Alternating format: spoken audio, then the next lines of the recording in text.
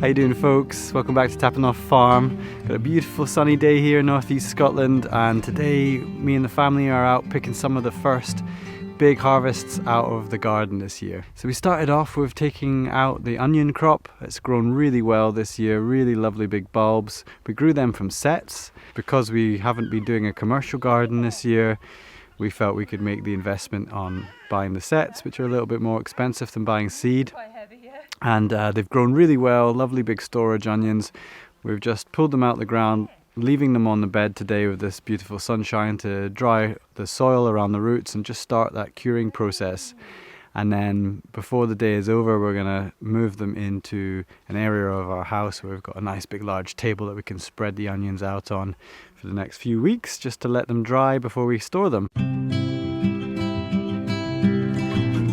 So right now we're up in the area of our home garden where we've been growing some broad beans, and Mila and Rosa are starting to pick them. We've got our baby Lillian out with us today as well. So a little family affair, just getting some of the harvest in. This is the time of year when we're starting to think of harvests. The land about us all covered in wheat and barley. I'm sure the farmers are getting ready to harvest those crops. And here on our small scale, growing our vegetables to supply and provide for our home, we are starting to bring everything in now. As a reminder, we're not doing the veg box this year. We decided to just focus on the family, what with our newborn daughter who is now 14 weeks old. So we had hindsight to set up our Airbnb business. That's been running really well. We're getting a lot of people coming in and staying in our shepherd's hut and that has filled the gap financially where the veg box was, just giving us the chance to focus on our family a lot more and the other systems of the farm, looking at the forest gardens, the agroforestry systems, the goats, and growing food for the house. This is the first year that me and Rosa have really not sold any vegetables. Usually we grow everything and sell everything, and so it's quite a delight to be able to know that this is coming into the house and really nourishing us all here. So my daughter Mila is here for her summer holidays. She comes for every holiday over to Scotland, and it's fantastic to have her here. She's been really getting stuck into work on the farm, helping us with chores around, like today picking the beans. She's also having a great time playing around the farm and making things and exploring all by herself at times. She's really coming into her own, into enjoying this place, realizing that she's got this 8 acres to wander around and to pick food here and there and chase chickens and all those great things. All right, better go and help them out with the picking.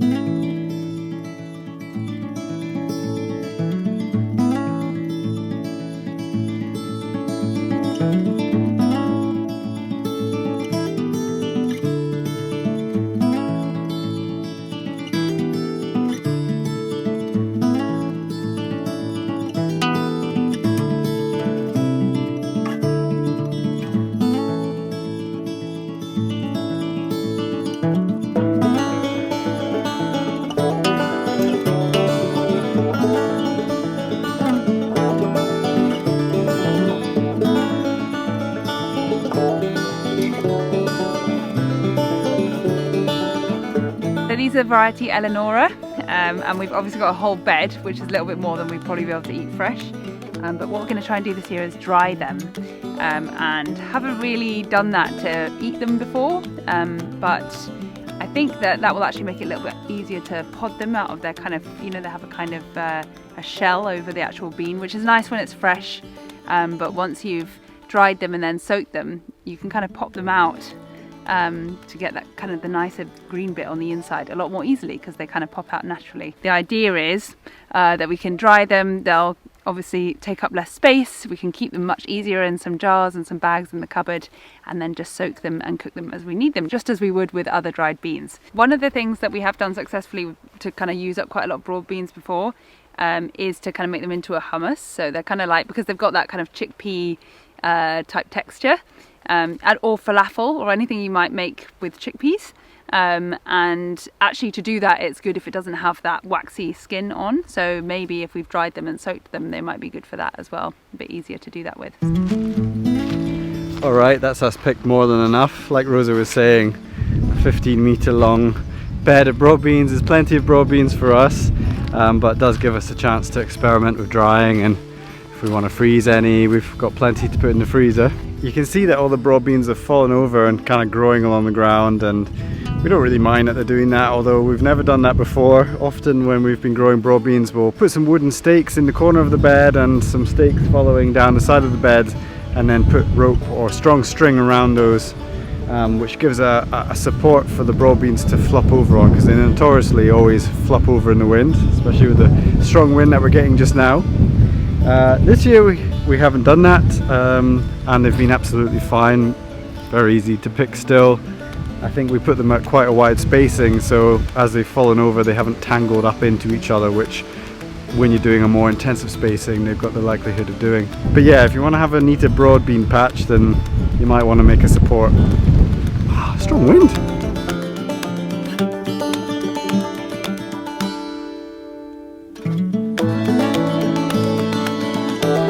I'm ducking out of the wind down below our beautiful crop of oats that we've grown this year. So we're not going to be making porridge out of these oats, we're going to be making tincture. This is going to be for making milky oat tincture. We're going to be harvesting these oats today. For making milky oat tincture, the milky part of the oat is referring to the latex which bursts out of the oat. Got this milky substance which is bursting out of the immature seed heads. Obviously if we were wanting to harvest these oats for making into a food source. We would be maturing these even further than this stage, but we're going to be picking these today because when I go around picking them all, I don't know, we get this lovely burst of milky substance which comes out. Now this means that the oats are at their most medicinal, and we're going to be putting these oats into a high strength alcohol and tincturing them. So the alcohol is a solvent and will extract all the medicinal values of the oats. Oats are fantastic nervous system restorative. They work very well at nourishing the nervous system of the body. They're also very healthy. We make nourishing herbal infusions from milky oats and oat straw, very high in calcium and protein, and just a very good nourishing plant for nervous system related problems such as anxiety and mild depression. To simply harvest the seed heads, we're going to be just ripping them off in our hands, collecting enough to make a litre or so with, which isn't much. This is way more oats than we need for this, but we're going to be making a litre or so of tincture, putting these in a high strength alcohol in a kiln jar and letting them sit for a month or so to really extract all the medicinal properties from the oats. So we've grown the oats through a really nice thick seeding of red clover. So this is acting as nitrogen source for the oats, red clover being a nitrogen fixer, so helping the oats grow. It's also acting like a natural mulch. It's been great. It's stopped a huge amount of weeds from coming up because we sowed the red clover so densely. It'll also be keeping a lot of moisture in the soil, so we haven't had to worry about any watering requirements for the oats.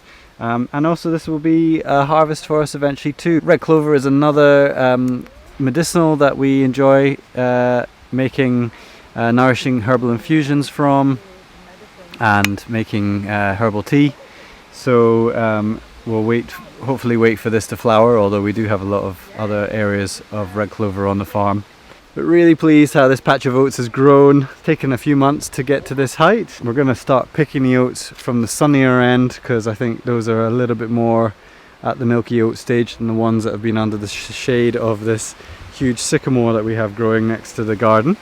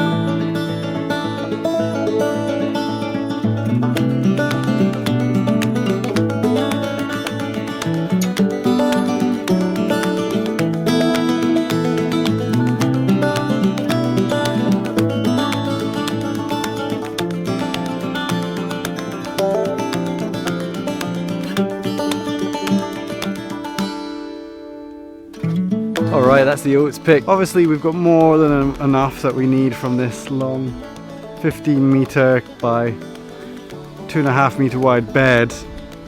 The oats were very cheap, so we were able just to sow them very easily, so we thought why not do a big bed. We used the earthway seeder, the push powered seeder that we've got with this. I think it was the Beats plate that we used for the oats to get nice straight lines, and then I broadcast the red clover by hand.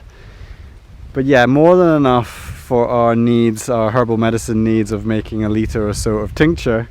We could experiment trying to grow these on, ripen them on for processing them as oats to eat, to make our porridge in the mornings. But I've got no experience in that. I don't know how easy it is to process them. Might research that a little bit, considering we've got a whole bunch here. It was also an experiment just to see how much oats you can produce on what is still quite a small area. And looking at this, we could certainly be potentially selling these oats, whether there's a market for the herbal medicine, looking at selling milky oats to people who then want to turn it into herbal medicine, tincture, or make oat straw tea, make their own products from it. So anyway, it's just a great chance for us to practice. A little bit like planting up the lemon balm bed in our last vlog.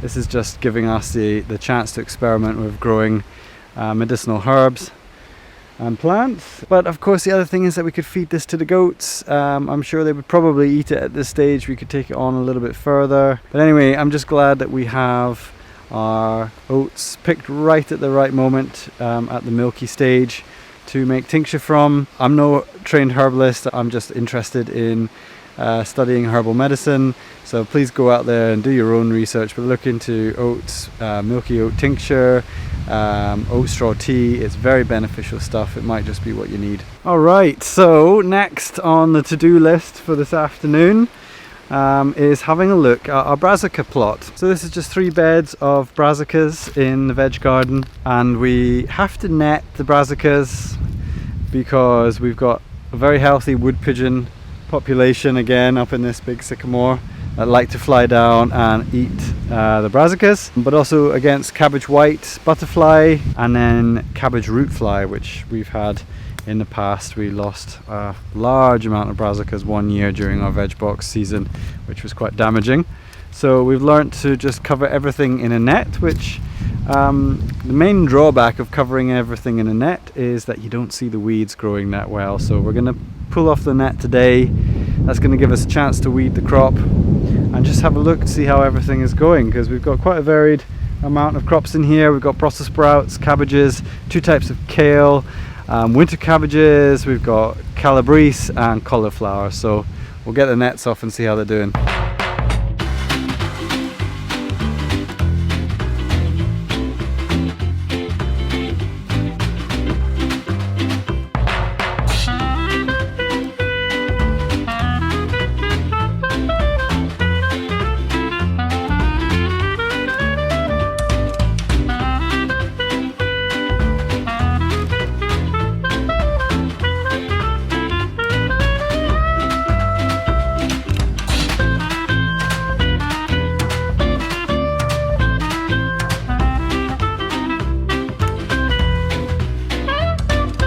Alright, that's really great to see. Everything has been growing really well underneath the nets.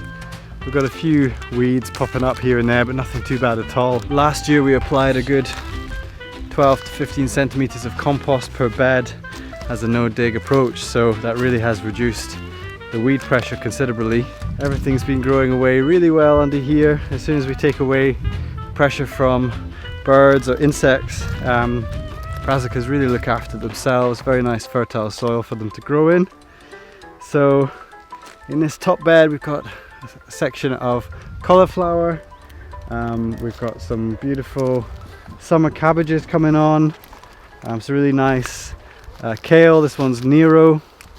We've got here some winter cabbages. I think this is January King with the really lovely pink midribs in the leaf.